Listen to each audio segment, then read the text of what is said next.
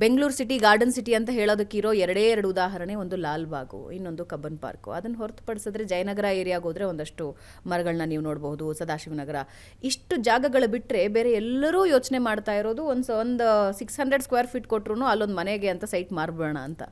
So ಸರ್ಕಾರ ಕೂಡ ಯಾವ ರೀತಿ ಗಮನ ಕೊಡಬೇಕು, ಸ್ಪೆಷಲಿ ಬೆಂಗಳೂರು ಬಗ್ಗೆ?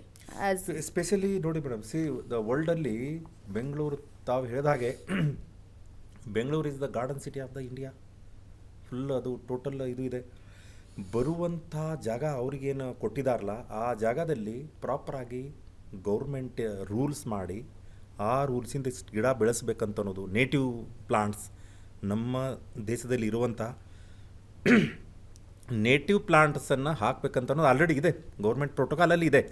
ಸೊ ಪ್ರಾಯೋಗಿಕವಾಗಿ ಆ ಏರಿಯಾದಲ್ಲಿ ಆ ಸರ್ಟಿಫಿಕೇಷನ್ ಆಫ್ ಇದು ಇದೆಯಲ್ಲ, ಮುನ್ಸಿಪಲ್ ಕಾರ್ಪೊರೇಷನ್ ಆಫ್ ದುಬೈ ಆ ಏರಿಯಾದು ಫಸ್ಟ್ ಗಾರ್ಡನ್ ಪಾರ್ಕನ್ನು ಬೆಳೆಸಿ ಆಮೇಲೆ ಆ ಅವ್ರದ್ದೇನು ಪ್ರಾಪರ್ಟಿ ಕಟ್ತಾರೆ ಅಲ್ಲ ಅವಕ್ಕೆ ಸರ್ಟಿಫಿಕೇಷನ್ ಕೊಡ್ತಾ ಇದ್ದಾರೆ ಮೇಡಮ್.